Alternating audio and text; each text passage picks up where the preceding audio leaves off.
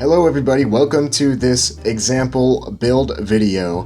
A couple weeks back a subscriber asked me if I could kind of make a video with the thought process of how to build a bike, what parts are good, what parts are cheap, and how much it just kind of costs altogether. So that's what we'll be doing here today.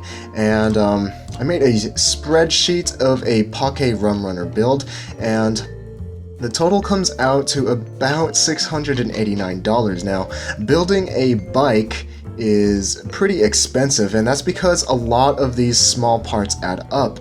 And if you buy a complete bike, for example here, it's just a lot cheaper because you don't have to worry about those small added costs. And this bike here will be about the same quality, if not arguably better. It's about the same though, about the same quality as the build from scratch here.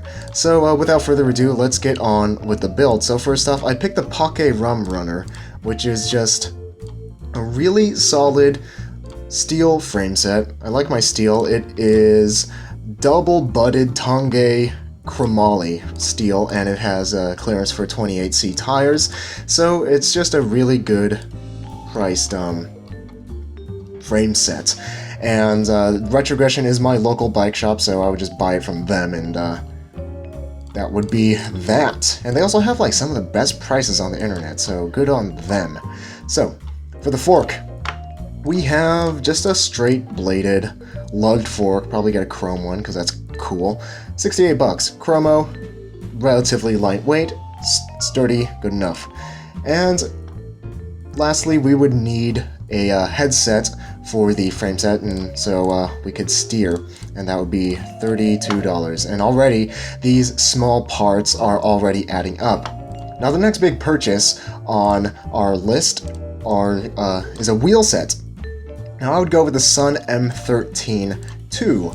Now these wheels, Velomine is the online bike shop that has just really great prices for wheel sets, and they have a really good selection of wheel sets ranging from kind of these budget wheel sets to something that's even a lot nicer than this with Philwood hubs, etc, etc. So the h+son M13-2, just basic box section rims. They look pretty nice in my opinion, and the key factor here is the sealed bearing hubs. Now sealed bearing is definitely the way you want to go, because loose ball bearing, especially in these kind of cheaper hubs, are just not worth the headache having to maintain them. So sealed ball bearing, maintenance free, that is the way to go. And these wheels are, I mean, they're not the lightest thing in the world. 10-20 grams in the front, 1100 grams in the rear. Relatively lightweight. It's just a basic solid box section rim, no complaints there.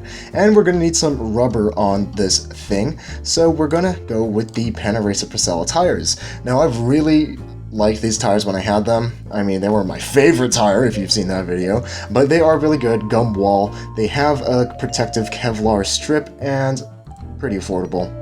So we'd probably just get it in 28C for 26 bucks there. So next, we are going to need some tubes.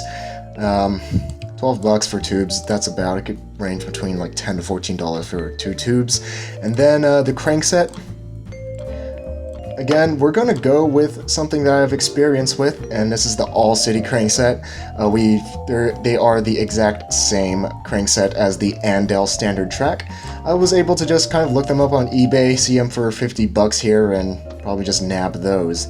And then next, we're going to have a stem, 31.8 millimeter stem for 15 bucks plus $5 shipping, so 20 bucks.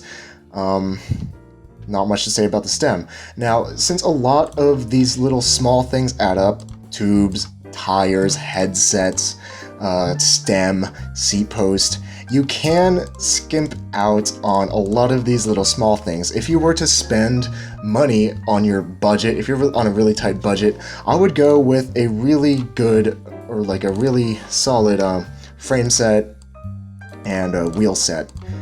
So I would not skimp money there, but here on eBay you could just get a random stem, skimp out on it, 20 bucks, not a problem. Next we have a seat post. So this Seatpost is $10 free shipping. Woohoo! 27.2 fits in our frame, and it's black. It works. I mean, what do you need in a Seatpost, really? I mean, you could get a Thompson for $80, but why? When a $10 Seatpost just does the same thing. And a saddle. Vintage 1987 Sella Italia Turbo saddle, $20 with $10 shipping. $9 shipping, so let's call it $30. I used the 1982 Sella Italia Turbo, and I really liked it, and, I mean, if you want to get a good saddle, I would suggest that you get a saddle that you'd be comfortable with. The Sella Italia Turbo is a good choice, along with a favorite. If you can't find a turbo, I mean, you could probably find a used one pretty cheap, but if you can't find one, or if you don't like the turbo, you could get the Charge Spoon for brand new. About $40. This is a saddle that people tend to really like in the fixed gear community. It's pretty cheap, it's really well made, and most importantly, people find it really comfortable, and it's not all that bad for a price. So that's an alternative to the Sella Italia Turbo. And next thing, we're gonna need some handlebars and grips. So it really depends on what handlebars you want. Like, I said that I just wanted to have risers because risers are fun, and risers are kind of cheaper. I was able to find some for like $15, just some generic ones off of eBay, and grips can run you between $10 to $15, so I estimated about $25 there. And actually, there is a couple other things here. This should be $30 actually, so bump this up to $6.99, $6.71. Yeah. There we are. Okay, so the next things that we need, and the final things that we need, are a chain and a cog and lock ring. And 1/8 Inch makes really good products for fixed gears, and they tend to be on the budget end. Their cogs are CNC'd, stamped, so really high quality cog.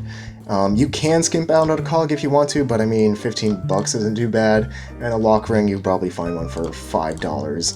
And a chain, KMC, is the way to go. They just have these basic chains that do the job right, and for $10, not bad. So that's how this all comes out. Now my tax is a little low because it's I only calculated the tax for the things that I would buy at my local bike shop, because other things on eBay, tax doesn't really apply, at least the last time I checked.